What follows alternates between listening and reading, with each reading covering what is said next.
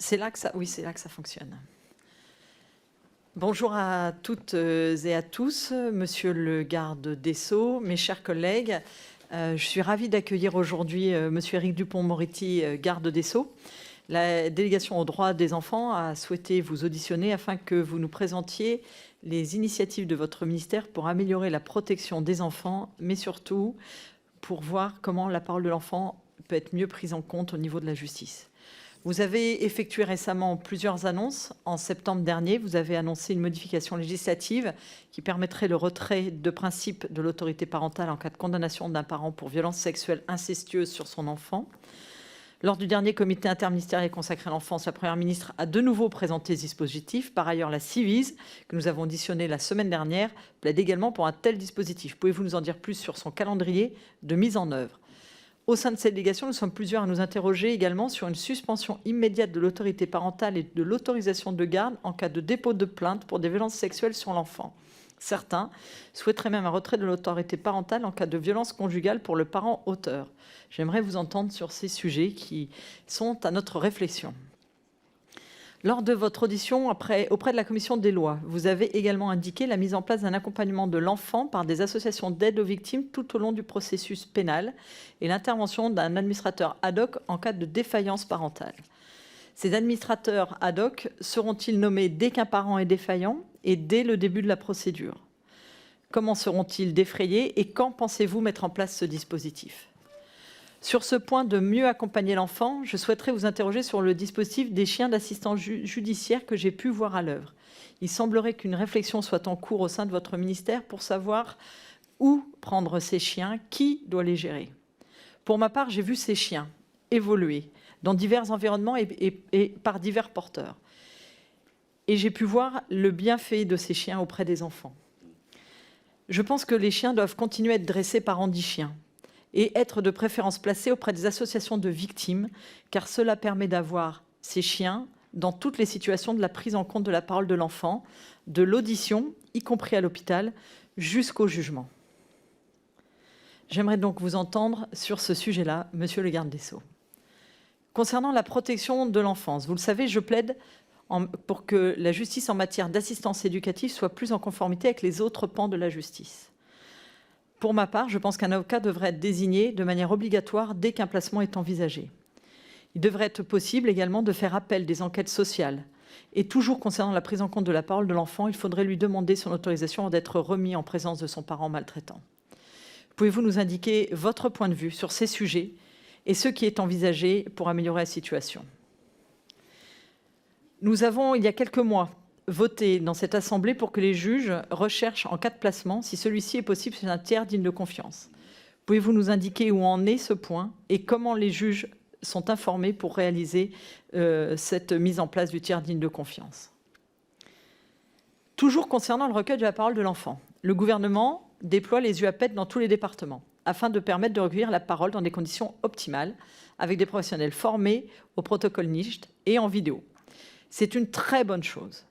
Toutefois, les enquêteurs passent ensuite des heures à retranscrire à l'écrit les propos et les attitudes des enfants. Ne serait-il pas plus simple d'arrêter ces retranscriptions et de demander aux juges plutôt de regarder ces auditions qui permettraient, qui plus est, qu'ils se fassent leur intime conviction? J'ai également pu voir, lors d'un de mes déplacements, le dispositif de confrontation en visio d'un enfant à son agresseur à partir d'une de ces salles du APED. Il était accompagné d'un enquêteur et d'un avocat. À votre avis, est-ce qu'on pourrait envisager ce type de procédure en visio pour les auditions des parquets, voire au témoignage lors des procès? Cela serait moins intimidant pour les enfants. Enfin, j'ai rencontré des professionnels toujours de ces UAPED. Ils ont vu certaines de leurs préconisations non entendues par les procureurs et les juges. Et dépités, et sachant qu'ils redonnaient des enfants à leurs agresseurs, ils ont été tout retournés. Comment peut-on agir, monsieur le ministre, pour fluidifier les échanges entre le médical et la justice?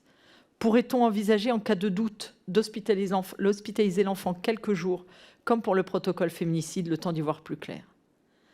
Enfin, comment peut-on protéger la parole des médecins pour éviter qu'ils se retrouvent jugés pour immiscion dans la vie privée des familles, alors qu'ils n'ont voulu faire que leur devoir de signalement? Et enfin, pour finir, Monsieur le ministre, la délégation va mettre en place, à partir du mois de janvier, un groupe de travail sur la prise en charge des enfants de retour de la zone irako-syrienne. La France a été condamnée par la Cour européenne des droits de l'homme en septembre dernier, au motif que les décisions du gouvernement puissent être contrôlées afin d'éviter tout risque d'arbitraire. Le rejet d'une demande de retour sur le territoire national doit pouvoir faire l'objet d'un examen individuel approprié par un organe indépendant chargé d'en contrôler l'égalité. Voilà les propos de la Commission. Pouvez-vous nous indiquer du coup quel protocole va être retenu pour répondre à cette demande de la CEDH? Voilà, Monsieur le ministre, quelques-unes des questions. Je vous laisse bien entendu la parole et après nous la donnerons à un orateur par groupe dans un premier temps et en fonction du temps restant, nous verrons pour les autres collègues. Je vous remercie et je vous laisse la parole, Monsieur le ministre.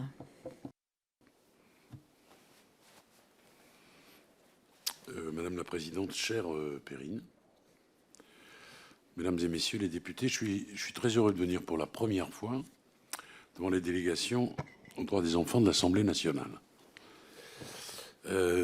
D'abord, je veux saluer la création de votre délégation, qui est, de mon point de vue, un formidable outil pour faire avancer les choses et pour faire avancer en particulier la cause de la protection de l'enfance. C'est l'aboutissement d'un engagement total de nombreux députés, dont la présidente de l'Assemblée nationale, vous, Madame la Présidente, de notre ami Erwan et de tant d'autres. L'enfance, vous le savez, a été placée par le président de la République comme l'une des priorités de ce nouveau quinquennat, et la prise en compte du droit des enfants se situe au cœur de la feuille de route du gouvernement. Bien sûr, le ministère de la Justice participe à la défense et à la promotion des droits des enfants. La justice des mineurs s'exerce au quotidien sur l'ensemble du territoire, tant en matière de protection de l'enfance que de prévention de la délinquance.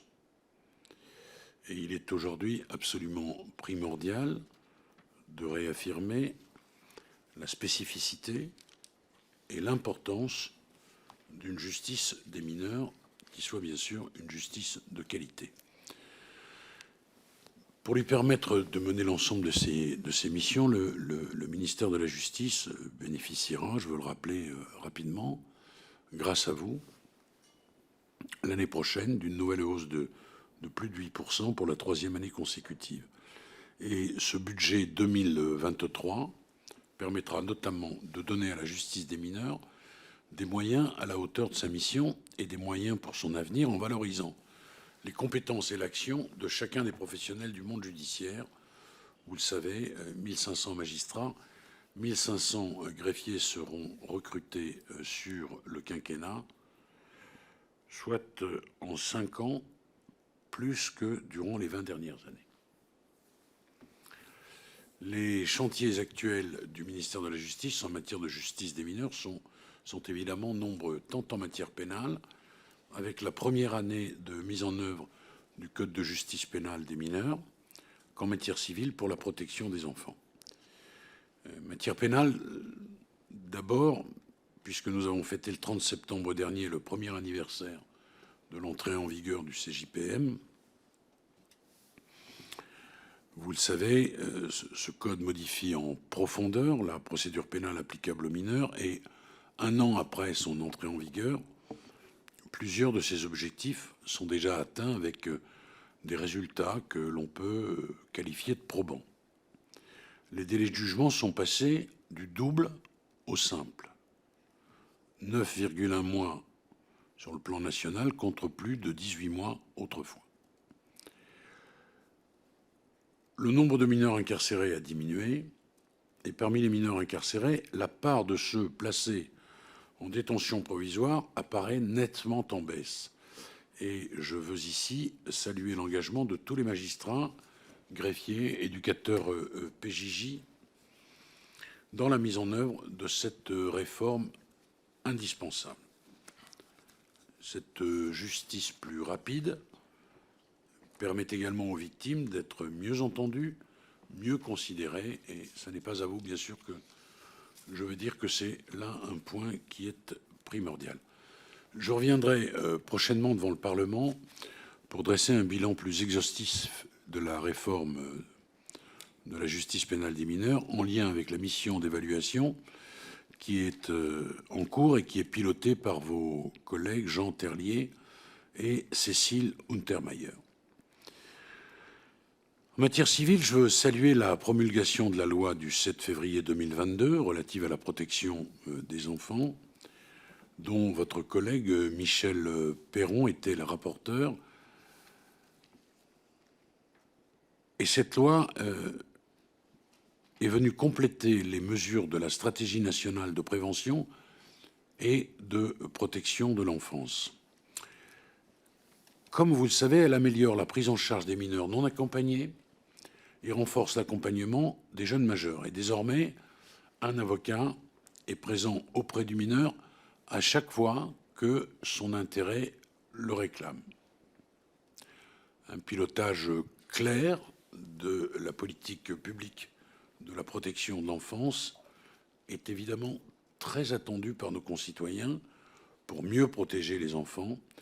Il est absolument indispensable que les départements, dont c'est la compétence première, dialoguent de façon plus étroite avec l'institution judiciaire. Et j'ai d'ailleurs reçu récemment le président Sauvadet dans le cadre d'un dialogue que je peux qualifier de très constructif avec les départements de France. En matière de protection de l'enfance, la place de la justice est évidemment essentielle. Le travail des 522 juges des enfants sur ces questions de protection de l'enfance se fait bien sûr avec tous les acteurs publics et, ne les oublions pas, les acteurs du monde associatif. Un comité interministériel de l'enfance s'est réuni pour la première fois le 21 novembre dernier à l'hôtel Matignon. 3 objectifs principaux: lutter contre les violences faites aux enfants, garantir l'égalité des chances aux enfants et aux jeunes et agir pour le développement et l'avenir de tous les enfants en impliquant plusieurs ministères: santé, éducation nationale, intérieur, collectivités territoriales et bien sûr le ministère de la Justice. Ensuite, afin de renforcer l'action pénale et judiciaire pour les auteurs de violences faites aux enfants, les premières préconisations de la commission indépendante sur l'inceste et les violences sexuelles, la Ciivise, sont actuellement expertisées, nous y reviendrons, afin d'apporter des solutions concrètes le plus rapidement possible. D'ici la fin du mois, je prendrai une circulaire à cet effet, circulaire spécifiquement dédiée à la lutte contre les violences faites aux enfants et ayant vocation à faire de cette lutte un enjeu prioritaire d'une envergure similaire à celle que nous conduisons déjà contre les violences conjugales. Afin de lutter contre la prostitution des mineurs, des actions en vue d'améliorer le repérage de ces situations, de lutter contre les réseaux, seront menées en lien avec les services du ministère de l'Intérieur. Le ministère de la Justice s'investit également dans des actions relatives à la garantie de l'insertion professionnelle et sociale des enfants les plus fragiles en construisant des partenariats rénovés avec les armées, nous y reviendrons si vous le voulez, avec les entreprises pour qu'aucun enfant ne soit laissé sur le bord du chemin, l'insertion étant bien évidemment l'une des clés pour préserver notamment la cohésion de notre pays. Le ministère de la Justice est encore moteur, aux côtés d'autres ministères, sur les réflexions autour de la protection des enfants dans le champ numérique, au niveau national et international, et notamment en matière de contenu à caractère pornographique. Mieux protéger les enfants, c'est également les empêcher d'avoir accès à des visuels trop violents, inadaptés pour leur âge et leur maturité, dont je pense qu'ils sont générateurs d'une grande violence et donc d'une montée en puissance d'un certain type de délinquance. Ce travail, il est porté en interministériel, sous l'égide du ministère de la Culture et avec l'Arcom, qui est, comme vous le savez, l'autorité de régulation de la communication audiovisuelle et numérique. Au niveau européen, Des travaux sont en cours dans le cadre de la prévention et de la lutte contre les abus sexuels sur les mineurs. Un règlement dit ASM, c'est l'acronyme français, ou CSA, c'est l'acronyme anglais, Child Sexual Abuse, est en préparation. Le texte européen est suivi à titre principal par l'intérieur, mais également avec beaucoup d'attention par le ministère de la Justice. Sur ce sujet d'ailleurs qui concerne la lutte contre la pédopornographie en ligne, la Commission européenne propose d'une part la création d'un centre européen de prévention et de lutte contre les abus sexuels sur mineurs et d'autre part de renforcer la réglementation visant à lutter contre la pédopornographie en ligne. Ce texte vise en particulier à renforcer les obligations générales pesant sur les fournisseurs de services en ligne et il prévoit également des obligations plus ciblées de signalement, de détection, de retrait, de blocage et d'identification des contenus sous la responsabilité d'autorités nationales de coordination. Pharos fonctionne bien. Nous souhaitons évidemment conserver cet outil. Nous souhaitons l'amplifier. Mieux protéger les enfants, c'est bien sûr mieux les prendre en charge quand ils sont victimes. Et c'est pourquoi nous développons actuellement un dispositif de meilleur accompagnement pour les enfants tout au long du processus pénal. Avec d'abord un passage à l'UAPED. Nous en avons actuellement 75. Bientôt, courant 2023 et plus tard en 2024, chaque département sera doté d'une telle structure.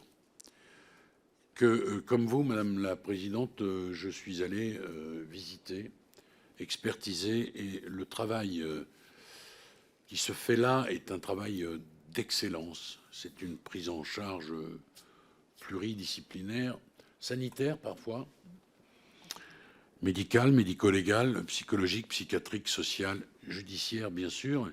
Et on évoquera cette question de la retranscription des procès-verbaux. La difficulté de ne pas retranscrire, c'est comment communique-t-on aux autres parties ce document? Comment s'exerce le contradictoire? Ce sont des questions procédurales qui sont importantes. Si tout le monde a la même chose, on peut commencer à discuter, on y travaille et on y réfléchit. Ensuite, il y a les associations d'aide aux victimes qui seront spécialisées pour intervenir aux côtés des mineurs. Paraît essentiel. On a beaucoup parlé de spécialisation des juridictions en ce qui concerne les violences faites aux femmes, vous le savez. Tout ce qui est spécialisation, mais on peut mettre beaucoup de choses dans ce mot spécialisation, mais en tous les cas, davantage de formation, un accompagnement particulier pour les enfants, c'est quelque chose qui est absolument utile. Les administrateurs ad hoc, je souhaite évidemment les développer. Je voudrais d'ailleurs vous dire à ce propos que administrateur ad hoc pour les gamins, c'est pas un très joli mot, ça veut pas dire grand-chose. Bon. J'ai pensé, mais je vous soumets cela, on lance un petit concours aujourd'hui, parce qu'on est aussi dans de la co-construction, à parrain judiciaire. C'est plus entendable pour un petit. Maintenant, si vous avez une autre proposition à me faire, je suis preneur. Mais c'est vrai que dire à un gamin de 6 ans, tu vas rencontrer ton administrateur ad hoc, voilà. C'est un détail, mais les détails sont importants. Le chien d'assistance judiciaire. Bon. Alors, c'est une vieille idée qui nous vient de Cahors d'abord. Pourquoi Cahors? Parce que l'un des magistrats du parquet de Cahors souhaitait développer cette idée que, au fond, la présence du chien permettait à l'enfant d'appréhender moins mal le procès qui s'ouvre. C'est l'histoire du doudou, d'une certaine façon. On caresse le chien, on se réfugie auprès de l'animal. Bon.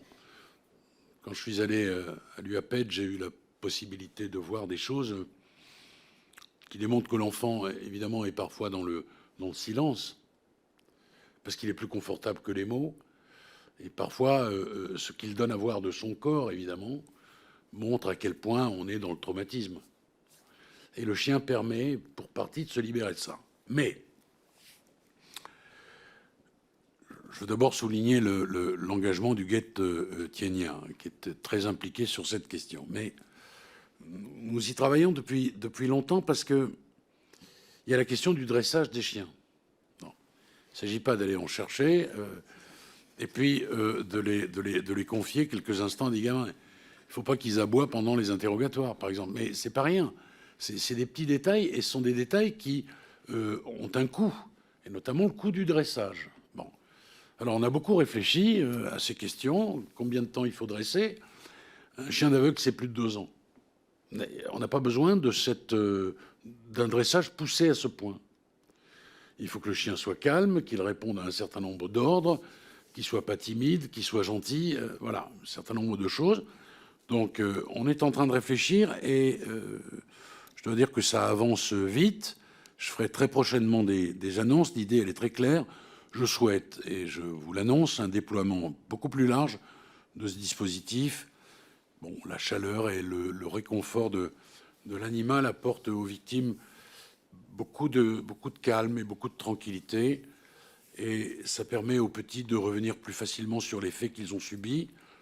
C'est un outil de plus au service des victimes, bien sûr des mineurs, et je souhaite mettre à la disposition des juridictions ce dispositif. Il y a aujourd'hui, pour que vous le sachiez, déjà 10 chiens sur le territoire. Mais on a 164 TJ, donc il faut le multiplier, le développer. Bon. Et je travaille en particulier avec la SPA sur ces questions-là. Il faut que la justice rassure l'enfant. Je vais présenter là aussi prochainement un dispositif d'accompagnement du mineur victime tout au long du processus pénal. Bon. S'agissant des UAPED d'abord, les unités se situent au sein même des hôpitaux, sont évidemment spécialisées, spécialement équipées, le matériel de soins, bon, tout ça vous le savez. Santé, traumatisme, constatation médico-légale, j'ai déjà dit, du matériel d'enregistrement audiovisuel pour capter la parole du mineur, pour capter aussi l'image du mineur, dans sa difficulté à exprimer les choses. Et naturellement, les silences sont parfois très éloquents. L'enregistrer, encore une fois, pour les fins de l'enquête, et ce sont évidemment des professionnels du judiciaire et de la santé, de la protection de l'enfance, qui se déplacent, et ça c'est un des intérêts de l'UAPED, au chevet, si j'ose dire, du mineur victime.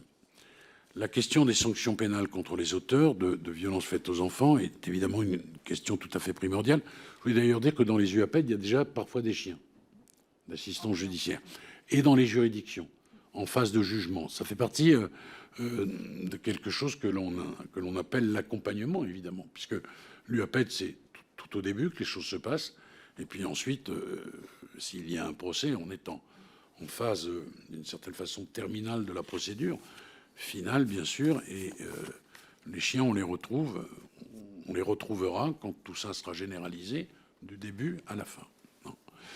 Sur les questions de sanctions pénales contre les auteurs de violences faites aux enfants, c'est évidemment une question primordiale et je souhaite que le juge pénal statue de manière systématique. Je veux insister sur ce point. Sur le maintien de l'exercice de l'autorité parentale quand c'est un parent qui agresse son enfant, et s'agissant de la suspension de cette autorité parentale avant une condamnation, moi je dis qu'il faut être extrêmement prudent. Il faut être prudent parce que d'abord, il y a des risques constitutionnels, tout simplement, et nous sommes tenus évidemment par les règles constitutionnelles qui ne sont pas à nos yeux des règles superfétatoires. Et il y a aussi des risques, disons-le, d'instrumentalisation.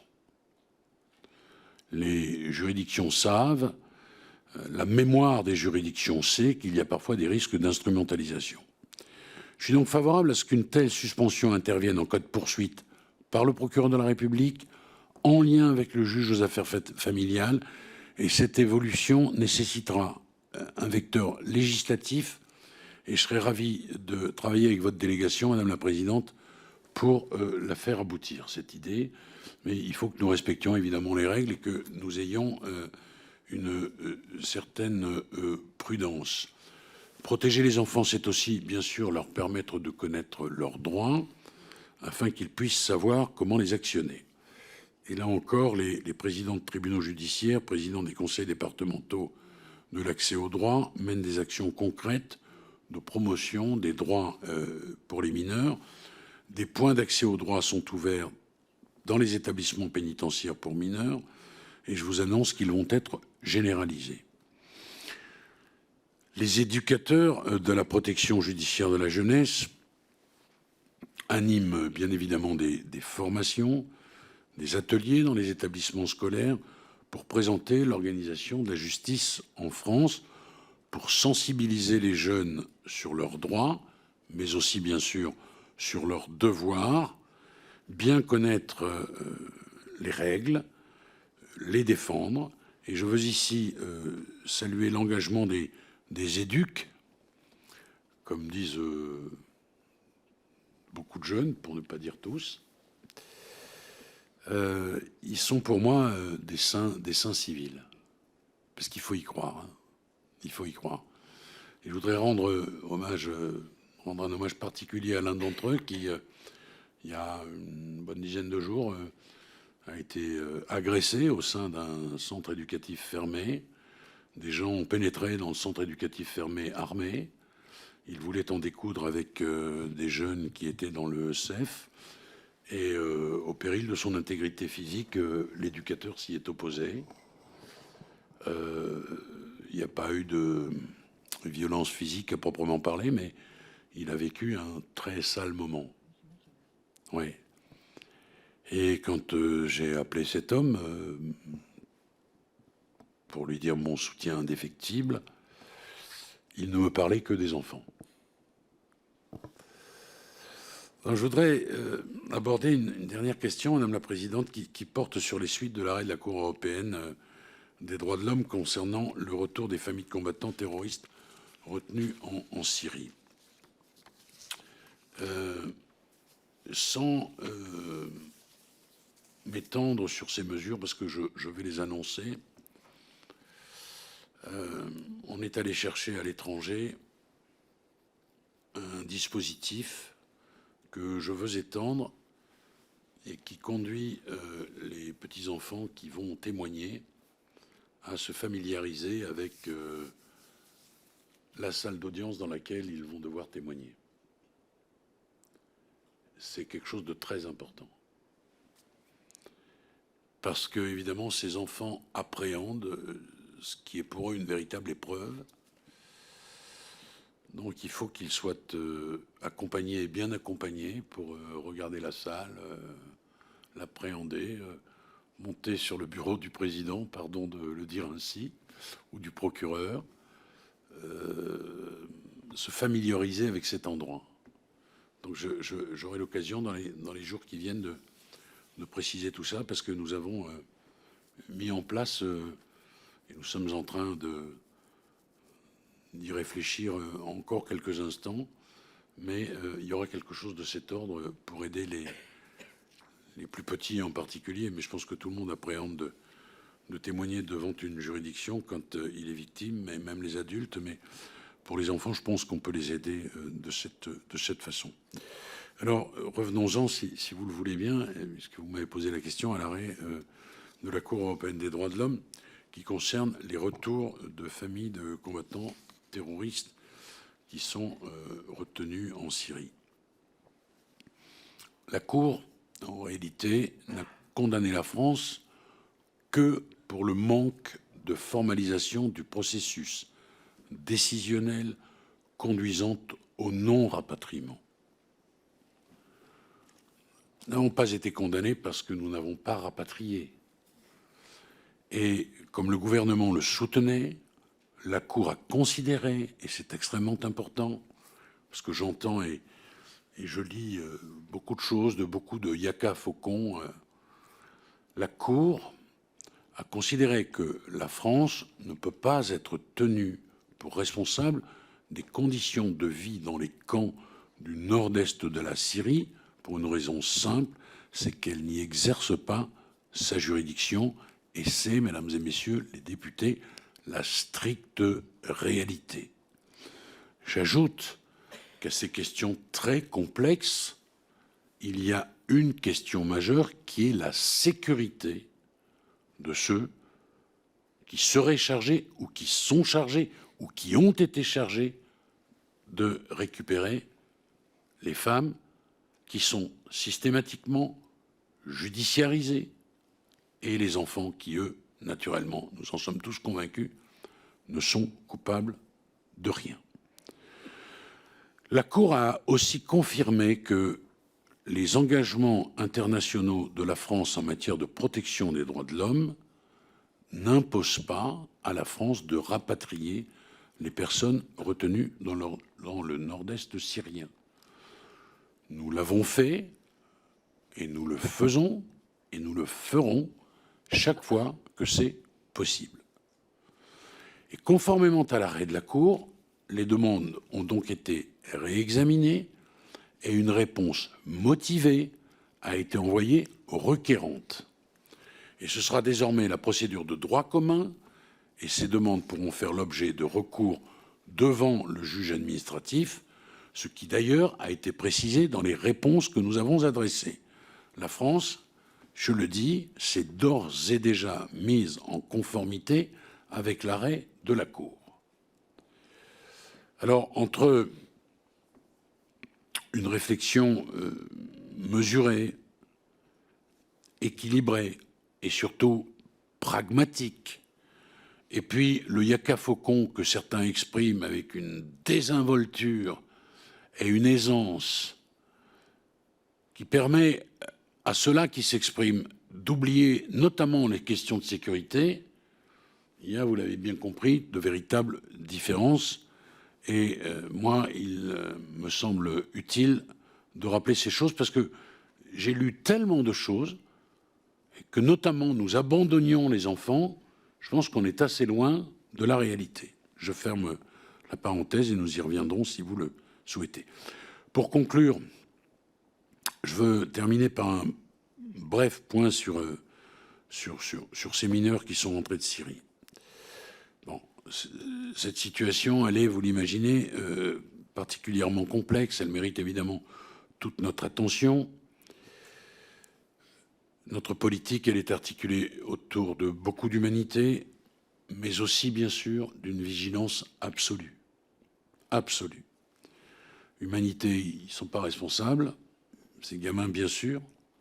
Des choix qui ont été faits par leurs parents, et on peut même dire des choix criminels qui ont été faits par leurs parents. Et vigilance absolue, parce que ce sont, selon une formule qui est désormais consacrée, les lionceaux du califat. Comment on règle tout ça? C'est difficile. Vous avez sans doute entendu un certain nombre de pédopsychiatres s'exprimer sur ces questions, et elles sont loin d'être simples. Notre crainte, bien sûr, c'est que ces enfants, en grandissant, soient ultérieurement récupérés par des groupes terroristes. On ne peut pas ne pas envisager cela. Ils sont au nombre de 270. 126 filles, 144 garçons. 71% ont moins de 10 ans.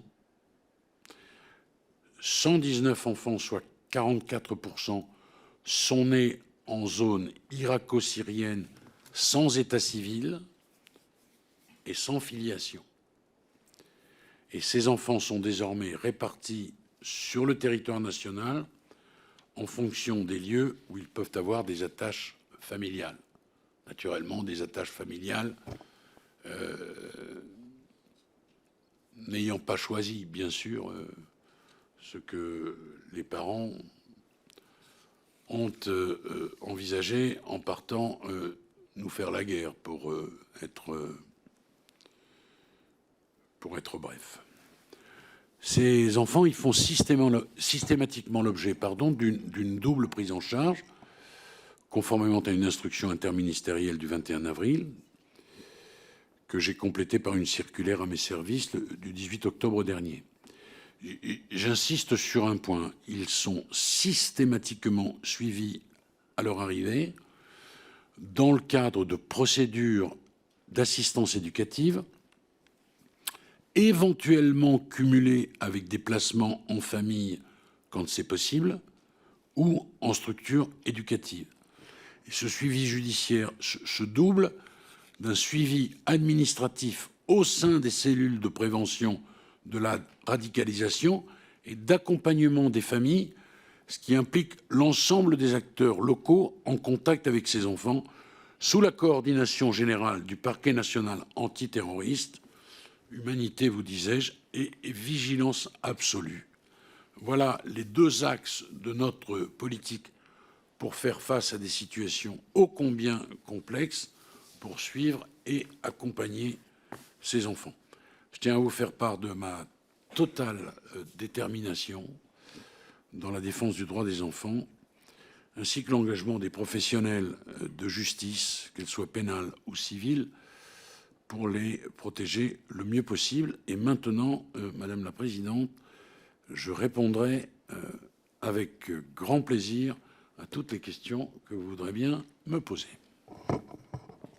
Merci, Monsieur le garde des Sceaux, pour cet entretien, ces propos liminaires, pardon. Et bien entendu, je tiens à vous assurer de notre envie, de notre attente et de notre enthousiasme à travailler avec vous sur les sujets que nous avons évoqués. Mais dans l'état actuel, je vais laisser la parole à un orateur de chaque groupe politique et je reviendrai à la fin si les réponses, pour moi, n'ont pas été apportées sur certains points qui méritent d'être complétés, je pense. Je vais laisser pour le groupe Renaissance Philippe Dunoyer. Oui, merci. Alors, juste, je rappelle, c'est 2 minutes, chers collègues, pour que le garde des Sceaux ait le temps de nous répondre. Je vais tenter de tenir en 2 minutes, Madame la Présidente. Merci beaucoup, Monsieur le garde des Sceaux. Merci pour votre présence, le soutien également à la délégation, qui est une nouveauté à laquelle nous croyons beaucoup. Vous dire simplement que, et je le remercie encore, la délégation a choisi comme premier rapport d'information une mission sur l'évaluation des violences commises sur mineurs en Outre-mer. Je suis moi-même, comme vous le savez, député de Nouvelle-Calédonie. C'est sur ce champ-là que je vais limiter mon intervention, Madame la Présidente, parce que malheureusement, en Outre-mer et en Nouvelle-Calédonie singulièrement, il existe un taux de violence intrafamiliale qui est record à l'échelle de notre pays. Nous chercherons aussi potentiellement à démontrer le lien évident entre les violences intrafamiliales et les violences commises sur mineurs, malheureusement, probablement encore assez méconnues sur nos territoires. Et l'État, je dois le dire, a fait beaucoup d'efforts pour lutter contre ces violences intrafamiliales. Des moyens humains, matériels, financiers ont été déployés, mais il demeure quand même un outil dont une partie a été évoquée par vous-même tout à l'heure dans votre intervention, avec les unités d'accueil pédiatrique d'enfants sans danger, mais plus globalement un service d'unité médico-judiciaire qui nous manque, qui fait défaut en Nouvelle-Calédonie. Alors c'est essentiellement dû à la conjonction des compétences et de la répartition des compétences entre un territoire qui est compétent en matière de santé et l'État qui l'est en matière de justice. Mais je voulais signaler l'importance extrême que nous soyons dotés de cette unité. C'est bien sûr à la Nouvelle-Calédonie également d'être partenaire de cette opération, et un prochain contrat de développement pourrait en être un des supports. Mais ce que je voudrais simplement, voilà, si vous demandez si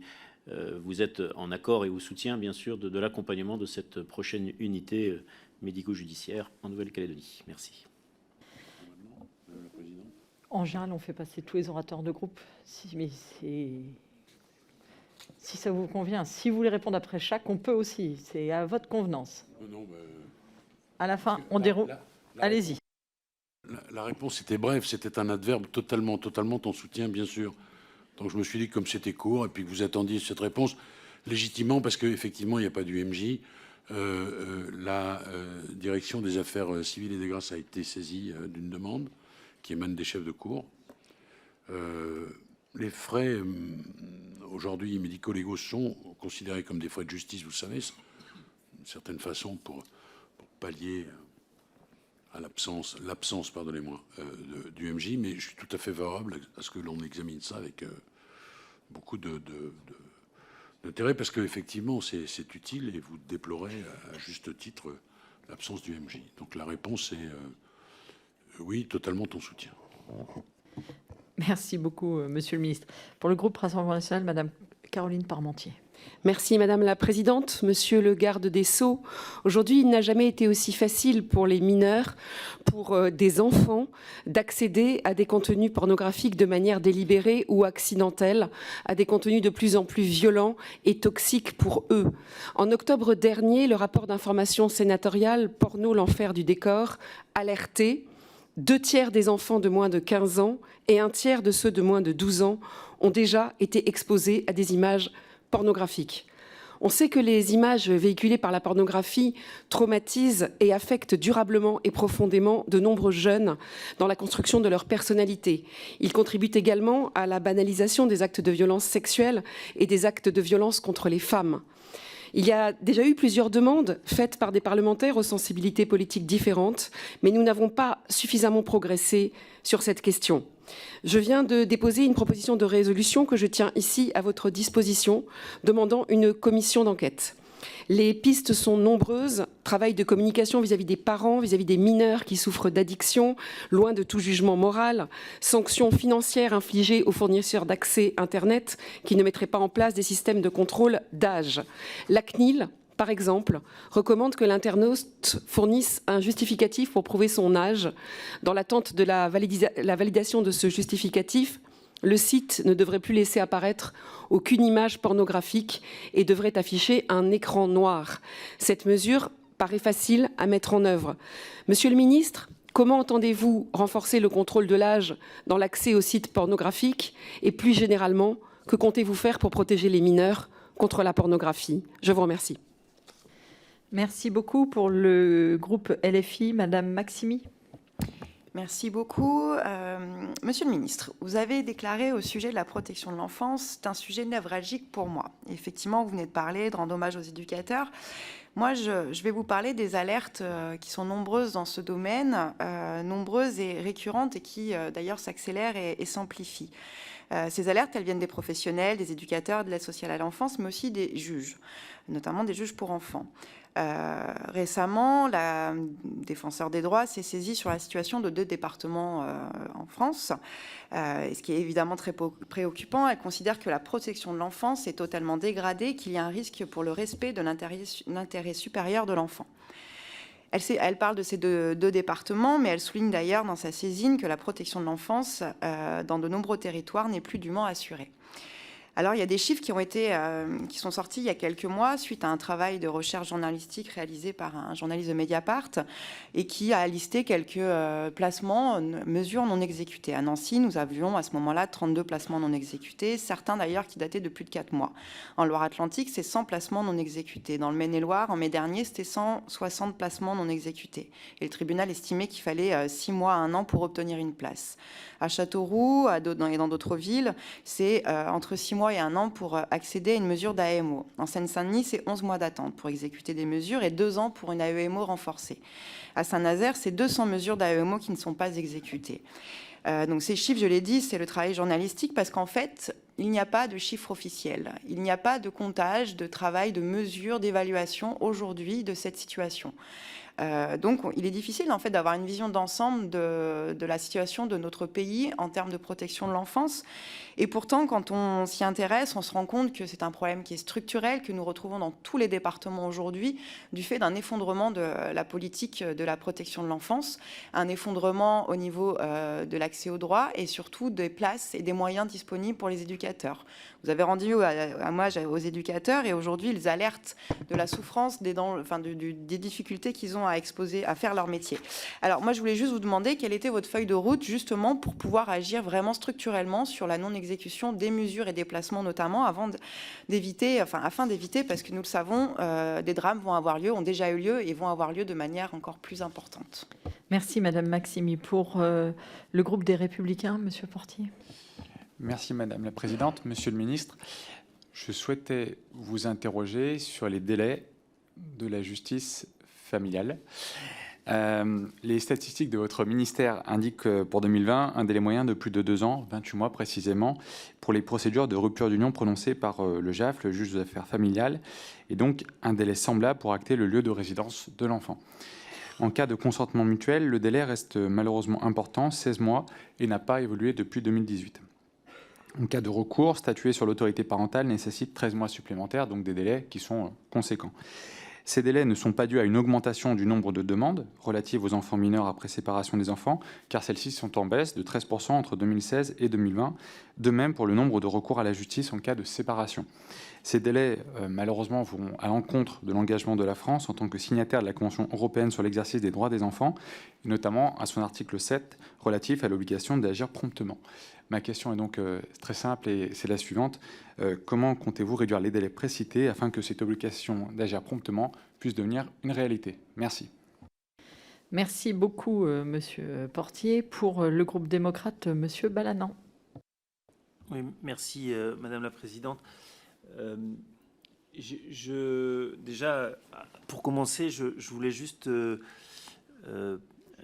redire que parfois notre travail dans les délégations, il porte ses fruits. On l'a vu sur la délégation du droit des femmes, et j'espère que cette délégation que l'on crée va pouvoir justement mettre le focus et avancer encore plus vite sur la question des droits des enfants. Des droits, évidemment, et de leur bien-être en réalité dans cette société assez difficile pour eux. Juste quand même, avant de voir tous les points négatifs, parce qu'il y en a évidemment, il y a aussi des points très positifs. Je voulais commencer par cela.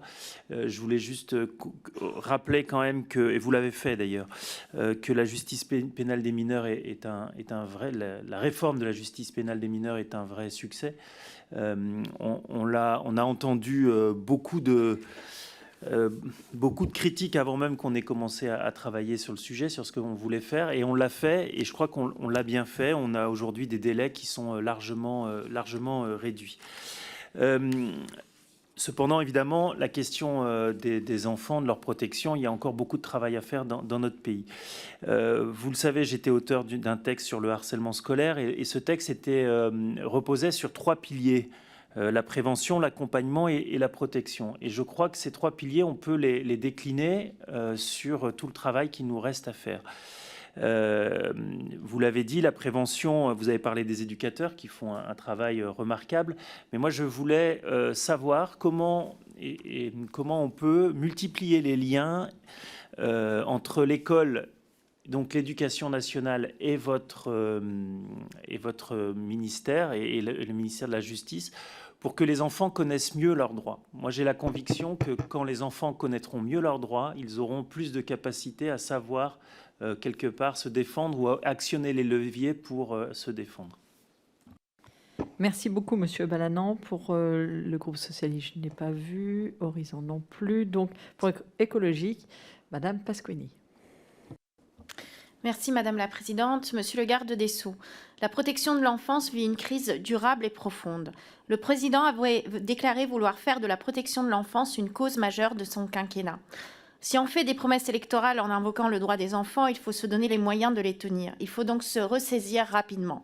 Si tous les enfants méritent que nous prenions toujours en considération leur intérêt supérieur, il faudrait que cela soit d'autant plus le cas pour les enfants placés, et aujourd'hui nous sommes loin du compte.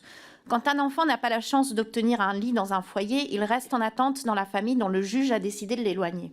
Il est d'ailleurs étonnant que plus de drames n'aient pas eu lieu. Mesures de placement en milieu ouvert non effectuées, liste d'attente sans fin, crise des vocations, turnover, surcharge des dossiers, salaire moindre. Le Carrefour national de l'action éducative en milieu ouvert a alerté au printemps 2022 sur le fait que 70% des associations avaient une liste d'attente. En 2019, elles étaient 50%. Certaines associations avaient des listes d'attente allant de 20 à 50 semaines. Au cœur de ce manque de moyens, qui est devenu un bien triste leitmotiv, se trouve l'enfant.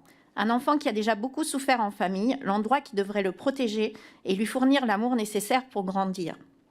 Intervient donc l'État, qui lui aussi, comme la famille, devient défaillant et rajoute une couche de plus à la souffrance que ces enfants ont dû subir depuis le début de leur existence. Pallier ces listes d'attente qui se rallongent à ce manque de moyens, beaucoup d'établissements sociaux et médico-sociaux doivent faire appel à des intérimaires ou à des personnes non qualifiées. Quand ils n'y arrivent pas, c'est une surcharge de travail qui se rajoute à l'équipe en place. Ma question est donc la suivante. Comment garantir la qualité du suivi de l'accueil et le besoin de stabilité dans ces mineurs ont désespérément besoin? Et à quelle échéance envisagez-vous d'ouvrir les vannes des moyens financiers pour qu'elles puissent être assurées une protection à la hauteur pour tous ces enfants qui, silencieusement mais douloureusement, se cachent derrière ces statistiques? Merci beaucoup. Nous avons fini ce premier tour de table, Monsieur le ministre, d'un représentant par groupe politique. Je vous laisse donc répondre à ces premières questions. Et en fonction du temps, nous verrons ce que nous pourrons faire après. La présidente. D'abord, Madame la députée, sur cette question de l'accès, j'allais dire libre, à la pornographie en ligne. Je crois que la seule question qui est posée, c'est mineur ou majeur. Et tous les enfants qui savent lire, s'ils appuient sur le bon bouton, ont accès à la pornographie. Bon. Vous évoquiez les incidences sur une personnalité en construction. Moi, je vais plus loin, je pense que c'est générateur de délinquance. Et ce sont des phénomènes nouveaux. Parfois, on parle de l'augmentation de la délinquance. Vous savez que dans certains secteurs, elle est en baisse, dans certains secteurs, elle est en hausse. Et ça, en particulier, je pense que c'est générateur de délinquance, tout comme d'ailleurs les contenus violents. Il y a d'ailleurs une publicité là qui est très intéressante où on voit des gamins qui évoquent les images. Bon, vous avez vu ça, c'est très bien fait, c'est très réaliste au fond. Autre élément générateur de délinquance à mes yeux, c'est le confinement, dont on n'a pas encore mesuré les conséquences psychologiques, sur les jeunes en particulier. Donc il faut absolument qu'on lutte contre ça. J'ai été rendu destinataire, bien sûr, du rapport sur la pornographie qui résulte du travail sénatorial, délégation aux droits des femmes. Et on a évidemment évoqué toutes ces questions. Et notamment, le rapport aborde la facilité pour des enfants d'accéder à la pornographie. Comme j'ai dit tout à l'heure dans mon discours, à la fois sur le plan national, mais aussi sur le plan européen, il faut qu'on y travaille. Alors, vous me demandez l'écran noir, je ne suis pas un technicien, mais ce que je peux vous dire, c'est que mes services travaillent évidemment avec des techniciens pour justement interdire l'accès, tout simplement, l'accès de la pornographie aux mineurs. Bon.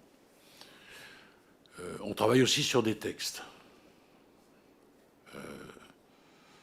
Il y a à la fois la plateforme, mais il y a aussi celui qui fait le film et qui l'offre à la plateforme, qui la diffuse. Bon. Est-ce qu'on ne peut pas, là, réglementer sur le plan pénal? On y réfléchit. De la même façon, bon, sur les outils, toujours sur le plan technique, mais je ne suis pas le mieux à même de vous en parler, parce que évidemment il faut un certain niveau de connaissance de ces questions techniques, mais il y a la carte d'identité, bien sûr, il y a également une carte bancaire, il y a évidemment l'idée d'associer, et d'ailleurs c'est le cas, ce n'est plus une idée, c'est une réalité, l'ARCOM à la réflexion, la culture, l'intérieur, on est tous intéressés parce que on constate tous la même chose, c'est que les mineurs ont accès à la pornographie et on a tous la certitude que c'est extraordinairement mauvais. Voilà. Mais il n'y a pas que le rapport, le respect que l'on doit aux femmes, il y a ça, mais il n'y a pas que ça. Il y a aussi, enfin, j'évoquais ça avec justement quand j'ai reçu les sénatrices à mon époque, pardon, hein, les premiers émois, c'était comment s'appelait-elle, Michel Mercier. Alors déjà, c'était révolutionnaire. Dans la cour de récréation, je vois certains d'entre vous qui sourient, savent de quoi je parle. Bon. Aujourd'hui, on a complètement basculé dans quelque chose d'ultra violent. Moi, je trouve ça très grave que des gamins de 11 ans, c'est l'âge moyen. C'est l'âge moyen. Je ne sais pas si on l'a dit dans nos débats, là, mais cette précision, elle est utile. Ce n'est pas 17 ans et demi, voilà. C'est 11 ans. Découvrir une idée de la sexualité avec des images qui sont ultra-violentes, non expliquées, on est loin des cigognes qui apportent les bébés, etc., etc. Donc voilà, il y a pour moi quelque chose de très délétère et de dévastateur dans ces images, et je souhaite qu'on traite la question et qu'on la traite vite, en travaillant ensemble, parce que toutes les idées sont bonnes à prendre, et pourquoi pas imposer qu'un certain nombre de choses soient faites par ceux qui produisent ces films, et que l'on pourrait sanctionner s'ils ne prennent pas toutes les précautions pour protéger les mineurs. C'est aussi une façon de voir les choses. Parce qu'il y a là, alors pardon, mais quand on parle de droit, il faut toujours être précis, mais là je le fais pour vulgariser le propos, mais il y a une sorte de corruption de mineurs là qui s'opère. On n'est pas dans le texte sur la corruption de mineurs, hein, mais le sens général c'est ça, et il faut pouvoir l'appréhender. Donc j'ai effectivement lancé des travaux sur cette question, et toutes les réflexions sont les bienvenues, parce qu'il faut qu'on éradique absolument cette possibilité pour des enfants, pour des petits, d'avoir accès à ces images, qu'elles soient violentes ou qu'elles soient de nature pornographique. Si vous me permettez juste le temps sur ce thème-là, oui. Ce matin, nous avons eu des intervenants très intéressants dans le cadre du colloque que nous avions ce matin. Et nous avions l'ARCOM qui nous a fait un point de situation d'où ils en étaient par rapport au décret et des processus judiciaires en cours et des discussions qu'ils avaient avec les opérateurs. Nous les avons enregistrés, ce colloque. On pourra vous donner les notes et le contenu dès qu'ils ont été retranscrits. Excusez-moi de vous avoir coupé. Non. Allez-y, je vous en prie pour continuer. C'est ça la co-construction. Naturellement, on est en lien avec l'ARCOM également pour coordonner ce qu'ils vont faire, notamment sur le plan technique, ce que nous allons faire. Peut-être la voie pénale, en tous les cas, elle est envisagée, mais il faut qu'on règle cette question. Voilà la réponse qui est la mienne. Ensuite, j'ai été interrogé par Madame Maximi. Bon, j'ai dit tout à l'heure que j'avais tenu à rencontrer Monsieur Sauvadet. C'est d'abord le département. Je veux quand même le rappeler ici. Ça n'est pas le ministère de la Justice, même si le ministère de la Justice, comme vous, évidemment, est préoccupé par ces questions. Et je voudrais vous dire que le budget 2023 prévoit une augmentation de plus de 10% des moyens alloués à la PJJ et des 92 agents supplémentaires. Ça, c'est la réponse que je peux apporter à cette question légitime que vous posez.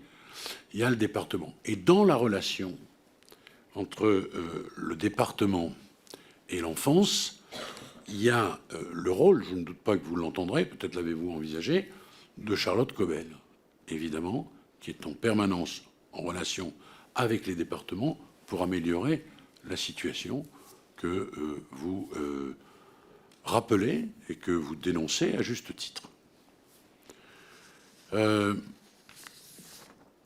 Sur les délais de la justice. Alors, sur les délais de la justice, je voudrais vous rappeler plusieurs choses.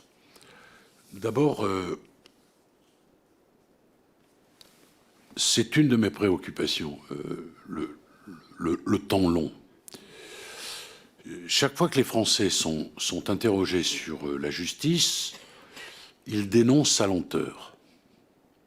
Et de fait, ils ont raison.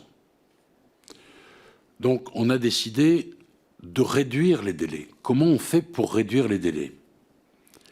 Il y a plusieurs axes et plusieurs leviers. D'abord, simplifier les procédures.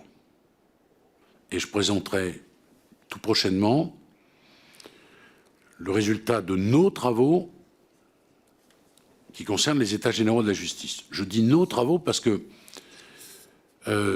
beaucoup de gens ont phosphoré sur ces États généraux de la justice, vous le savez, un comité indépendant présidé par Jean-Marc Sauvé, composé de parlementaires, bien sûr, présidente de l'Assemblée nationale, qui était à l'époque présidente de la commission des lois, François-Noël Buffet, président de la commission des lois du Sénat, magistrat de la Cour de cassation, enseignant, avocat. Ça, c'est le comité indépendant. Puis, un certain nombre de groupes de travail, pour la plupart d'entre eux, qui ont été conduits par de hauts magistrats. Puis, un travail que j'ai conduit dans toute la France à la rencontre de nos compatriotes, la mise en place d'une plateforme. Et de tout cela, il y a un certain nombre de propositions. Alors, les propositions, en matière civile en particulier, parce que je me rapproche, et je vais me rapprocher de façon précise de la question que vous me posez, de tout cela, il résulte que nous irons, je l'ai déjà dit, ça ce n'est pas un scoop, vers une équipe autour du magistrat, ce qui permet de rendre des décisions plus rapides. Que l'équipe autour du magistrat permet aussi un déstockage. Et ça, nous l'avons déjà expertisé. Ce sont les fameux contractuels que j'ai envoyés dans toutes les juridictions, au nombre de 2000, 1000 au civil et 1000 au parquet. Et les 1000 au civil ont permis un déstockage qui est un déstockage important. On est à près de 25% au niveau national d'affaires en moins déstockées. Et donc, ce déstockage, au-delà du terme un peu techno, il est en réalité synonyme de dossiers jugés plus rapidement. Parce que moins on a de stock et plus on juge vite. L'autre axe, évidemment, c'est développer l'amiable pour inciter les parties à se mettre d'accord. Et vous verrez que grâce à cela, on va permettre à la justice d'être rendue beaucoup plus rapidement. Enfin, la dernière chose, bien sûr, c'est du personnel supplémentaire. Et les différents budgets nous ont permis de mettre cela en place. Le budget justice, c'est 44% d'augmentation depuis l'élection du président de la République, premier quinquennat. C'est 3 fois 8% depuis que je suis garde des Sceaux, ce qui fait 26%, parce qu'en matière budgétaire, 3 fois 6 n'ont jamais fait 24. Ce n'est pas une incongruité, c'est une réalité. Et donc, grâce à ça, naturellement, on a embauché des magistrats, des greffiers, des contractuels, comme jamais personne ne l'avait fait avant nous. Et naturellement, mais quand on est renforcé dans une juridiction, ça permet de rendre la justice plus rapidement. Et je redis bien sûr que de ce point de vue, tout n'a pas été réglé, puisque nous envisageons une loi de programmation que j'aurai l'honneur de vous présenter sans doute en début d'année prochaine. Et il y a, comme l'a dit le président de la République, un plan massif d'embauche que nous allons mettre en place, 1500 magistrats, 1500 greffiers, des contractuels et naturellement du personnel pénitentiaire, puisque parallèlement à ça, vous le savez, nous créons des places de prison supplémentaires et des CEF, naturellement, ce qui nous intéresse plus précisément aujourd'hui, puisque l'on évoque la question de l'enfance. Voilà quelques réponses que je peux vous apporter. Erwan Balanant, merci d'avoir rappelé quelques points positifs. C'est rare, mais c'est bien. Et c'est d'autant mieux que c'est rare. Bon. Comment faire connaître, je l'ai dit un peu tout à l'heure dans mon discours, notamment la PJJ se déplace et dit un certain nombre de choses dans les différents établissements pour permettre justement aux enfants d'être à même de connaître leurs droits. De la même façon, nous envisageons la mise en place avec le ministre de l'Éducation nationale d'un passeport éduc-droit, justement pour permettre de mieux connaître nos institutions, notamment nos institutions judiciaires et les règles de droit. C'est pour moi fondamental parce que dans les deux préoccupations qu'expriment nos compatriotes, sur une plateforme où nous avons 1 million de contributions. Quand même, c'est un exercice démocratique absolument inédit.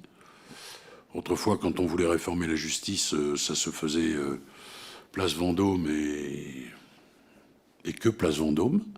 Donc là, on a essayé d'ouvrir tout cela. Et dans ces contributions multiples, il y a deux choses qui reviennent. La lenteur de la justice, je l'ai dit il y a un instant, mais aussi le fait qu'elle ne soit pas suffisamment connue. Ça, c'est de façon très large. Et pour le sujet qui nous préoccupe aujourd'hui, bien sûr, il y a le volet éducatif, notamment, pour que les enfants aient connaissance des droits qui sont les leurs. Moi, ça me paraît tout à fait essentiel. Je pense que le rapport que l'on a avec les enfants aujourd'hui est un rapport qui a beaucoup changé. On les considère plus aujourd'hui comme des sujets passifs, mais comme des citoyens de demain. Et donc dans la formation, dans l'appréhension de ce qu'est l'importance du droit, de la règle de droit. Et puis j'ai presque envie de dire de l'état de droit, je suis un peu optimiste, mais ça commence par là. Que m'a-t-on ensuite demandé? Alors, Madame Pasquini, vous m'avez posé un certain nombre de questions auxquelles je ne peux là aussi qu'apporter une réponse budgétaire, en regrettant que vous n'ayez pas voté le budget. Ah ben oui, mais pardon, madame, c'est quand même gentil de vouloir renforcer les moyens de la justice, mais il faut être au rendez-vous du budget quand on le présente et que justement il permet de renforcer les moyens de la justice. On ne peut pas avoir le beurre, l'argent du beurre, et courtiser la crémière. Ça n'est pas possible, ça. Vous voyez, à un moment, il faut faire des choix. Vous dites non à tout. J'ai dit hier que c'était le mur des noms. Et puis à un moment, vous dites, mais alors, comment vous faites? Oui, donc nous souhaitons renforcer la justice. Nous l'avons fait grâce à un budget que vous n'avez pas voté, pardon, vous. Pardon, et vous n'êtes pas la seule. Et vous n'êtes pas la seule. Voilà. Non, mais qu'est-ce que vous voulez que je vous dise? Après, vous râlez parce que les moyens ne sont pas au rendez-vous de vos espérances, mais quand on décide les moyens, vous n'êtes pas là pour les voter. Pardon, c'est en tous les cas ma réponse. À qui n'ai-je pas répondu encore? Pardon? Normalement, je vous avais répondu à toutes les questions que j'avais notées oui. Pour ce premier tour, en tous les cas. C'est vrai. J'avais d'inscrit Madame Servan Hugues. Oh, pardon. Merci Madame la Présidente. Monsieur le Ministre, ma question porte sur les violences sexuelles faites aux enfants en situation de handicap, qui ont 3 fois plus de risques d'en être victimes qu'un enfant valide. 160 000 enfants sont concernés chaque année et dans plus de 80% des cas, l'auteur de l'agression est un membre de la famille. Cependant, les violences que subissent les enfants en situation de handicap sont aussi parfois commises par des professionnels du secteur médico-social, effectivement en contact très fréquent avec eux. L'inscription au fichier des auteurs d'infractions sexuelles ou violentes, en principe automatique si la victime est mineure, peut être levée par le juge ou le procureur, et la consultation de ce fichier n'est pas obligatoire avant l'embauche d'un professionnel au sein d'une institution en lien avec l'enfance. En pratique, la levée de l'inscription au fichier par les juges et procureurs est-elle fréquente et quelle est votre position à ce sujet? Pensez-vous qu'une consultation systématique pour le recrutement de personnel dans le secteur du médico-social ou plus largement, ASE, Éducation nationale par exemple, serait une voie pertinente pour réduire les risques de violences sexuelles commis sur les enfants par des professionnels? Je vous remercie. Pour alterner entre majorité et opposition, je vais donner la parole à Monsieur Bernalicis. Oui, merci Madame la Présidente. Dans cet esprit de co-construction qui anime le garde des Sceaux, je proposais non pas que l'on discute des moyens de la justice qui prêtent à polémique, puisqu'effectivement on pense qu'ils ne sont pas au bon endroit, et ce qui justifie notre vote contre ce budget de la justice. Et vous connaissez notre point de vue, le point de vue de notre groupe, notamment sur la construction des places de prison, donc ça ne vous aura pas échappé. Évidemment, j'en viens au fond de ce qui nous occupe sur l'aide sociale à l'enfance et l'exécution des mesures. Ma collègue Marianne Maximi, juste à côté de moi, vous interrogez tout à l'heure, non pas sur le délai de la justice en soi, mais sur le délai d'exécution, qui n'appartient pas à la justice, mais bien au département, vous l'avez vous-même rappelé. on peut déjà faire un constat d'échec. Vous dites que vous avez une collègue au gouvernement qui est chargée de discuter avec les départements pour que ça aille bien. Bon, ça va pas. Ça va pas, et c'est pas nouveau, et ça continue de pas aller. Donc déjà, c'est peut-être qu'il faut changer de méthode sur ce registre-là. C'est le premier point. J'aimerais qu'on puisse les auditionner, ces départements défaillants, ici, dans cette délégation, pour avoir une utilité politique et concrète. Ça me semble pertinent. Premier point, pour mettre la pression. Deuxième point, vous avez, vous, dans vos prérogatives, une partie de la solution. Je me le suis fait expliquer parce que même au début, je me disais, mais qu'est-ce que ça a à voir On m'a parlé de la PJJ, j'ai dit, mais attendez, la PJJ, c'est le pénal. Oui, c'est vrai. Mais aujourd'hui, il arrive que des antennes de la PJJ prennent en charge des mesures civiles, en complément. Et donc, au regard des textes, il n'y a pas besoin de faire de modifications législatives ou réglementaires, même quelconques, pour que la PJJ puisse prendre en charge, exécuter des mesures qui sont aujourd'hui inexécutées par les départements. Et ça, c'est de votre prérogative, monsieur le ministre. Donc, je vous pose la question, peut-on envisager que les services de la PJJ, vous avez vous-même vanté l'augmentation de 10% du budget, puissent prendre en charge, dans les départements qui sont défaillants, des mesures, parce qu'à la fin, ce qui doit nous animer, c'est l'intérêt supérieur de l'enfant et que la mesure prononcée par un magistrat soit exécutée. Pas de se renvoyer la balle entre départements, c'est pas moi, c'est l'autre, ils sont défaillants, mais oui, vous comprenez ma collègue. J'ai envie de dire de manière très triviale, on s'en fout, c'est pas le sujet. Le sujet, c'est les gosses qu'on doit prendre en considération. Merci, Monsieur Bernetti. Et effectivement, nous avons prévu d'auditionner l'ADF dans les prochaines semaines, tout comme l'AMF d'ailleurs. Donc, nous répondrons à votre demande à ce niveau-là. Monsieur Philippe Fay avait demandé aussi d'intervenir. Merci, Madame la Présidente. Monsieur le garde des Sceaux, dans le cadre de la protection des enfants victimes de violences, l'autorité parentale peut être suspendue pour motif grave dès l'ordonnance de protection au moment du divorce ou au pénal. Si ces décisions de retrait de permis de parentalité se démocratisent davantage aujourd'hui, elles cachent néanmoins une toute autre réalité qui est celle des rencontres imposées qui privent ces mêmes victimes de protection. Comment peut-on justifier que la justice puisse, par asymétrie, imposer des droits de visite à ces mêmes enfants que l'on souhaite préserver ? Cette injonction paradoxale prive les victimes de leur droit à la reconstruction et redonne le contrôle aux parents condamnés sur la vie des victimes déjà largement et souvent impactées par un stress post-traumatique qui brise leur vie sociale, leur vie scolaire et même leur santé. Quand le retrait de l'autorité parentale est motivé, ne doit-il pas en être de même pour les droits des visites ? Effectivement, quand on retire le permis, on ne conduit pas, même en conduite accompagnée. Merci. Merci beaucoup, Monsieur Fay. Madame Loire. Madame la Présidente, Monsieur le garde des Sceaux, nous avons tous ici connaissance des problèmes que vivent des enfants pris en charge par les services de l'ASE. De nombreux scandales ont d'ailleurs récemment éclaté. Malheureusement, ces problèmes ne sont pas nouveaux et malgré de nombreux reportages qui ont averti l'opinion publique, ne diminuent absolument pas. Aujourd'hui, l'accès à ces établissements est particulièrement compliqué. C'est pour cela que j'aimerais vous demander ce que vous pensez de cette impossibilité d'accès aux parlementaires pour les centres de protection de l'enfance. Et par conséquent, si vous seriez prêt à vous positionner pour une amélioration de l'accès à ces centres à nous, parlementaires. Merci, monsieur. Merci beaucoup. Madame Dubré-Chirat.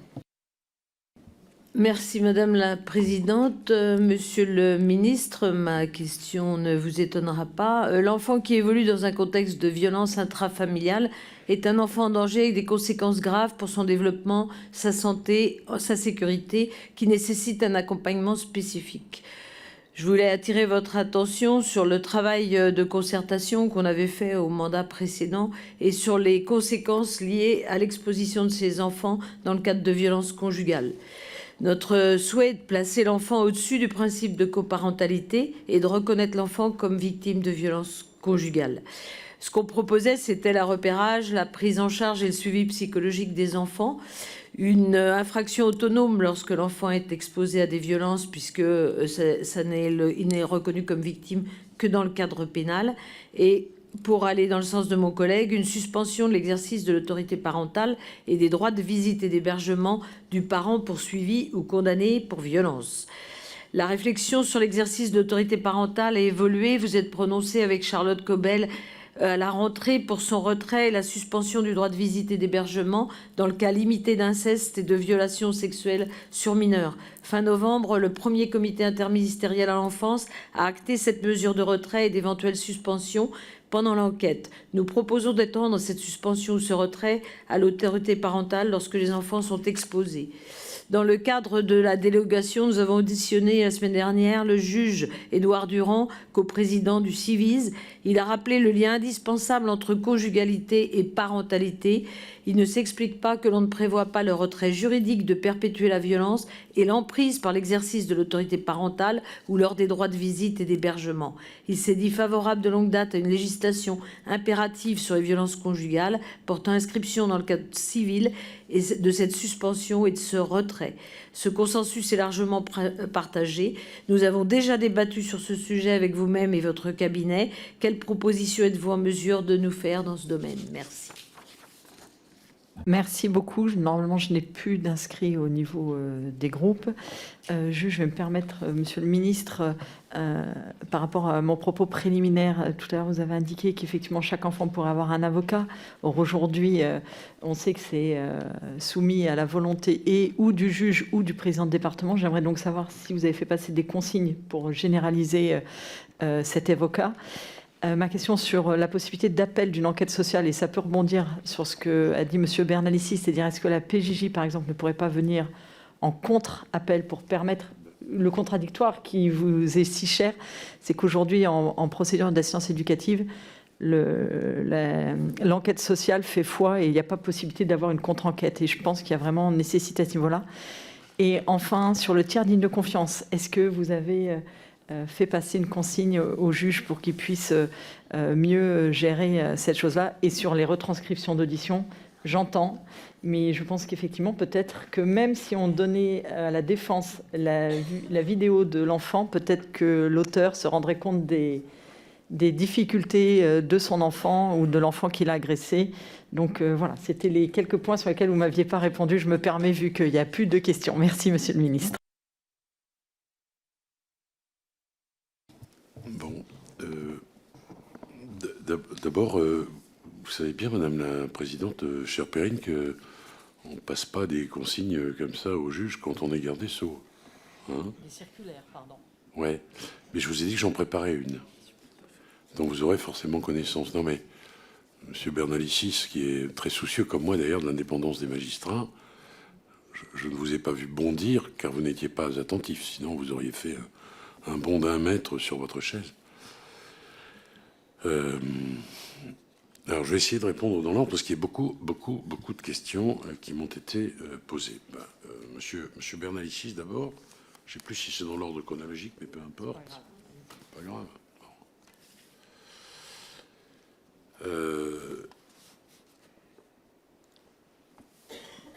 Tout basculer sur la PJJ, c'est pas possible. Bon. À titre exceptionnel, la PJJ peut intervenir. Ce qu'il a fait d'ailleurs pour les mineurs retour de zone. Non. Je partage votre constat sur l'existence de certaines difficultés. Non. Mais moi, je n'ai pas le pouvoir de retirer au département. D'ailleurs, il y a des départements où ça marche bien. Dire les choses. Oui. Non, on peut douter de tout en permanence. On peut être critique de tout. Il y a des choses où ça va bien. D'ailleurs, vous-même, vous avez fait une liste des départements dont vous pensez qu'ils peuvent être problématiques. Vous n'avez pas dit tous les départements. Bon, parce que ça n'est pas vrai. Mais on peut travailler sur ce sujet d'un transfèrement quand ça se passe mal. Moi, je n'y suis pas opposé. Il y a un point sur lequel je suis en total accord avec vous, Monsieur Bernalicis. Le but ici de notre réunion, c'est pas de la parlotte, c'est d'améliorer la situation de l'enfant mineur. Bon, moi je suis prêt à tout entendre et on peut discuter sur toutes ces questions. Mais a priori, une espèce de transfert qui serait un transfert de charge insupportable pour la PJJ d'ailleurs, en dépit des efforts budgétaires dont vous n'avez pas voulu, comme ça. Ben oui, quand même. Non, je dis ça très gentiment, mais c'est vrai. En dépit de ça, ce serait quand même quelque chose un peu simpliste comme vision, mais on peut essayer de travailler sur ces questions. Oui, j'ai compris, mais alors en renfort, qui expertise quand ça va pas bien, quoi, comment, vous comprenez bien que non mais moi, écoutez, je suis aux responsabilités et donc le yaka faucon m'est totalement interdit. Ça, c'est un privilège de l'opposition, si j'ose dire. Voilà. Donc, proposition, examen sérieux, attentif. Proposition sérieuse, examen sérieux et attentif. On regarde. Le but, c'est d'améliorer les choses. Mais pas n'importe comment et pas avec un certain nombre de formules incantatoires. On va pas se payer de mots. On essaie de faire avancer. Bon. Faites-moi des propositions. J'ai même déjà pris certains de vos amendements. Si. Chaque fois que vous étiez raisonnable, bon. Placement, tout ce qui concerne la famille élargie. Bon, d'abord, c'est la question du tiers digne de confiance, après évaluation des éducateurs de l'ASE pour les mineurs en danger, et à défaut, ces placements en institution, foyer, en famille d'accueil. Il y a une évolution notable, là, qui nous vient de la loi de février 2022 sur la protection des enfants. Voilà ce que je peux répondre. Et quant à l'accès des centres ASE par les parlementaires, c'est une question que vous devez poser au département. Parce que ce sont eux qui sont aux manettes. Vous le savez, ça n'est pas de ma compétence. Je crois que Charlotte Caubel s'est déjà exprimée sur cette question, me semble-t-il. Mais c'est de la compétence du département. Moi, je n'ai rien à en dire. Il avait été question dans le texte que j'avais porté que les bâtonniers, par exemple, puissent intervenir en prison, ce qui ne leur était pas possible. Moi, j'y étais favorable. On a discuté, vous voyez, comme quoi on aboutit parfois à des solutions qui sont des solutions devenues pérennes, puisque la loi a été adoptée. Bon, sur cette question, ça n'est pas de ma compétence. Pardon, je ne fuis pas la réponse, mais la question n'est pas pour moi. Sur la question d'imposer au juge de regarder les auditions de la victime. Bon. Moi, j'ai fait état des difficultés. On peut évidemment, par voie de circulaire, demander aux procureurs généraux de mettre en place, mais les procureurs généraux mettent en place auprès des procureurs, pas auprès des juges du siège. Je ne sais pas si on peut, à ce stade, je suis assez dubitatif, pour ne pas dire circonspect, se passer de support papier. Je ne sais pas. Bon, maintenant les choses évoluent, vous le savez, on fait aujourd'hui de la visioconférence. Il était hors de question d'en faire il y a 15 ou 20 ans. C'est ça. Oui, et il faut qu'on s'adapte aux nouvelles technologies. Voilà, la question est dans le débat. Bon. Parfois d'ailleurs, il y a une retranscription qui suffit en termes probatoires et on ne va pas jusqu'à l'enregistrement. Ça arrive aussi. Bon. On regarde. Je n'ai pas d'idée précise sur la question, sauf que c'est peut-être l'ancien avocat qui se replace en situation, si j'ose dire, sur la facilité. Bon, le procès verbal, c'est quand même plus simple parfois que... parce que, comment vous dire, il y a aussi les repères. Si vous avez une audition longue et que vous cherchez un point particulier, vous faites quoi en termes d'utilisation de cet outil? Vous repassez tout. Vous voyez, les questions qui se posent, elles sont, si j'ose dire, pratico-pratiques. Moi, j'ai pas de réticence principielle. Je me dis comment on fait avec ce CD qui comporte l'enregistrement d'un enfant qui peut durer longtemps. Comment on fait? Et sur du contradictoire, à l'audience, comment on fait? C'est-à-dire, vous vous dites, ben, moi, je souhaite tel passage, mais alors, il est où, votre passage? Puis la défense dit, mais moi, je souhaite tel autre. Et puis la partie civile dit, mais moi, j'en souhaite un troisième. Voilà ce que je me dis. Je ne sais pas trop comment, pratiquement, mais peut-être que ça deviendra possible. Qu'en tous les cas, il faudrait peut-être demander, moi, je vous suggère ça, demander à des magistrats ce qu'ils en pensent, ça. Ils vous diront, et à des praticiens, pas à des théoriciens, demander à des praticiens ce qu'ils pensent de cette idée. Moi, si on me dit que... Pardon? Non, aux syndicalistes? Non, pas...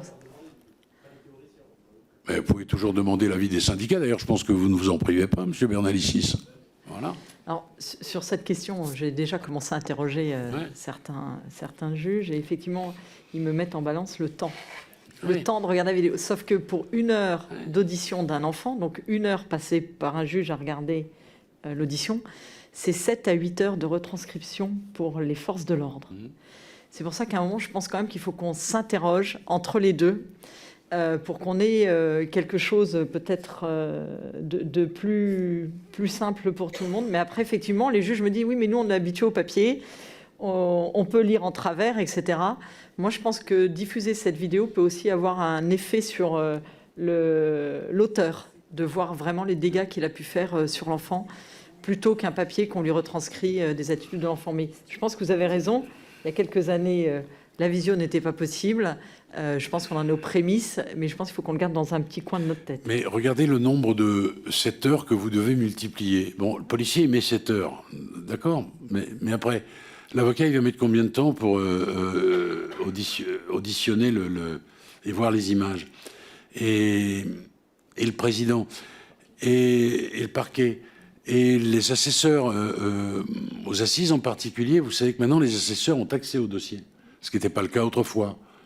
Ça fait 7 heures multipliées par... bon, à voir, hein. Moi, c'est... si on me convainc... Moi, je demande qu'à être convaincu. Et ma méthode, c'est de consulter et d'entendre. Si on me dit que c'est plus fluide, plus simple, et qu'en plus, on peut faire gagner du temps à nos forces de sécurité intérieure, en avant toutes, hein. Je ne suis pas opposé. D'ailleurs, dans les états généraux que j'évoquais tout à l'heure, je voudrais vous dire qu'il y a aussi un volet procédure pénale pour permettre la simplification, justement, parce qu'on a besoin de simplifier le travail de nos policiers et de nos gendarmes. Bon.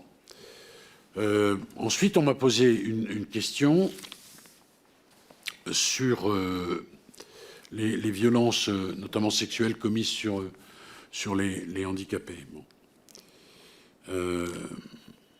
La question, au fond, du contrôle PJJ-ASE, de différents foyers, plan de contrôle, renforcement des contrôles pour les structures recevant des mineurs, comment on fait pour essayer d'éviter, évidemment, des infractions dont vous dites à juste titre, d'ailleurs, qu'elles sont plus nombreuses, en tous les cas, par définition, parce que la proie, si vous me permettez cette formulation, est une proie plus fragile encore, évidemment, bon, dont on pense parfois qu'elle ne pourra pas exprimer les sévices qu'elle a vécus. Bon.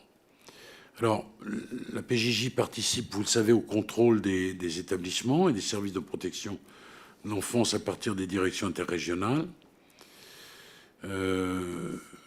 54 ETPT sont mobilisés pour ces missions de contrôle en 2022. Et en 2023, il y en aura 20 de plus.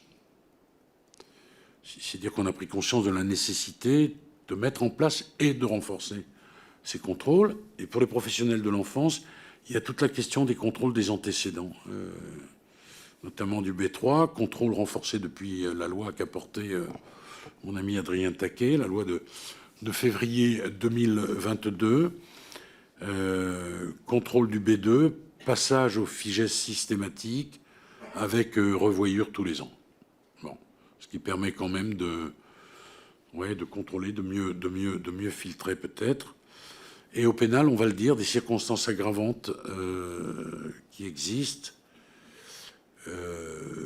quand la personne a autorité, l'auteur, ou qu'elle est en charge d'un service public, et la peine encourue, bien sûr, est alors majorée.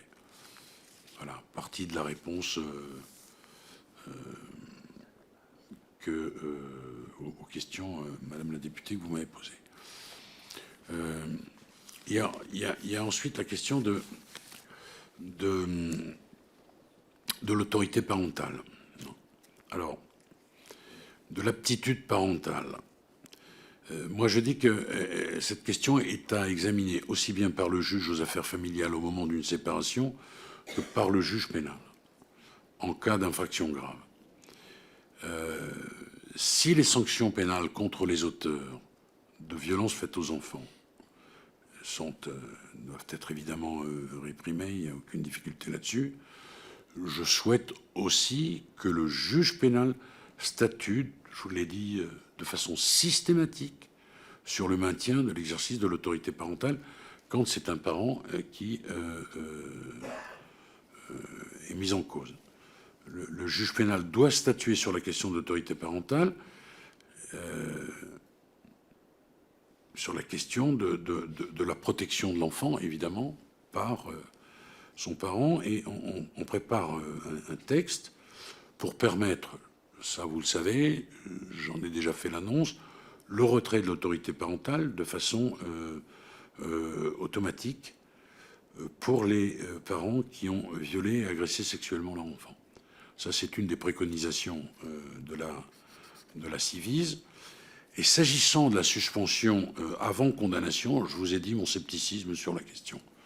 Pour deux raisons. Raison constitutionnelle et raison de possible instrumentalisation d'une procédure qui serait détournée de son objet réel et qui aurait pour objet de priver l'un des parents de l'autorité parentale, de l'exercice de cette autorité parentale. Donc il faut être prudent là.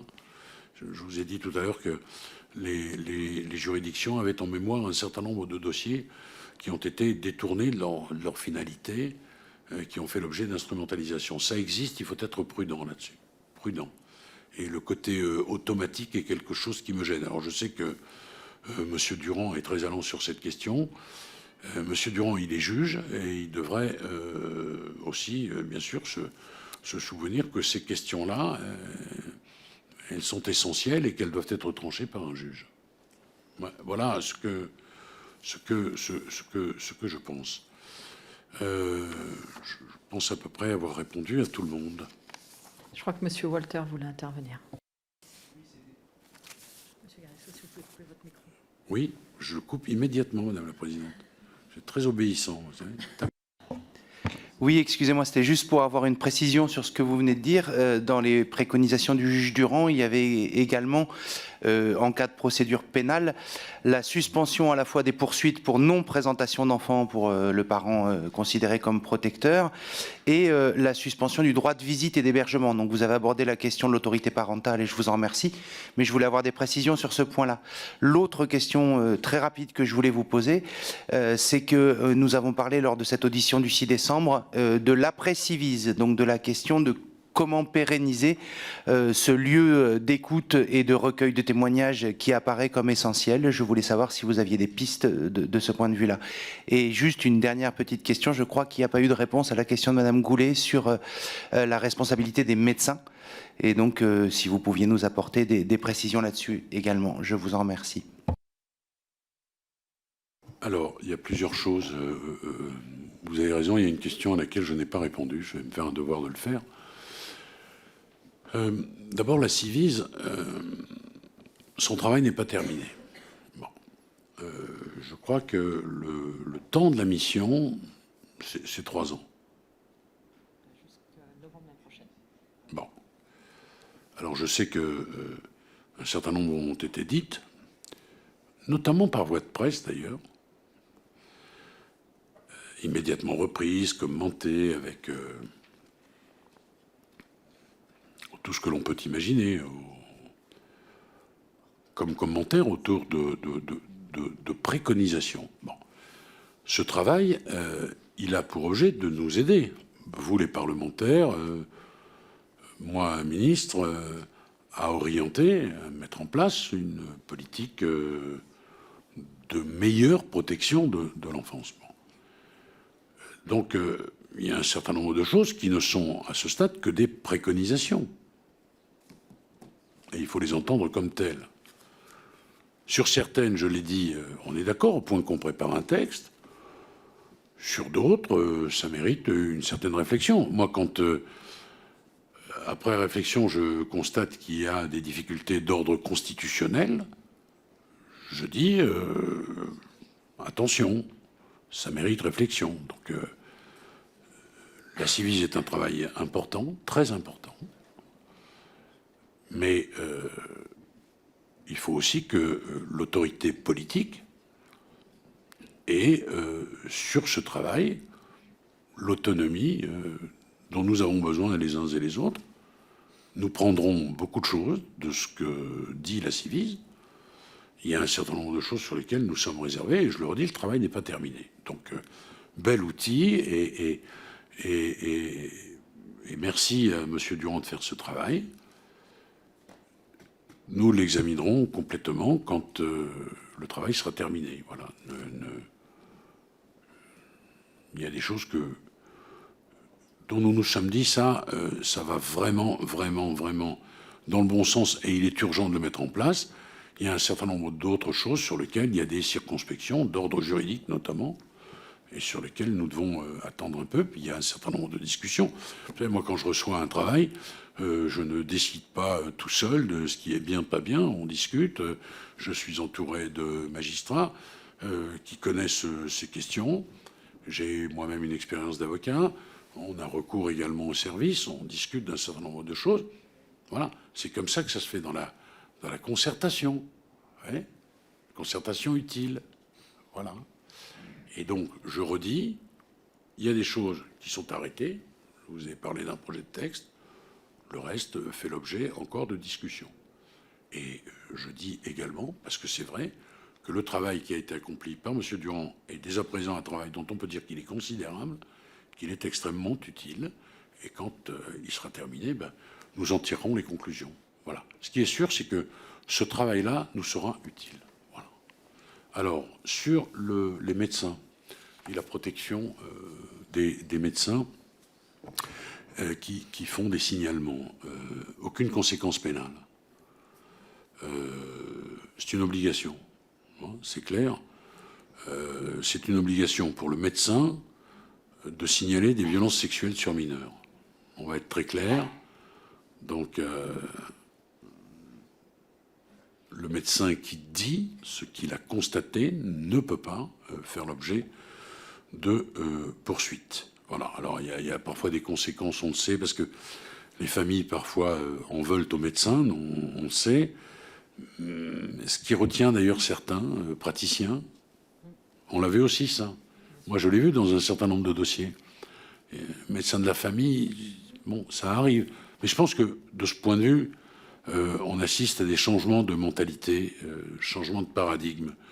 Et aujourd'hui, les médecins ont pleinement conscience, bien sûr, de l'impérieuse nécessité de dénoncer des faits de violences sexuelles commises sur des mineurs.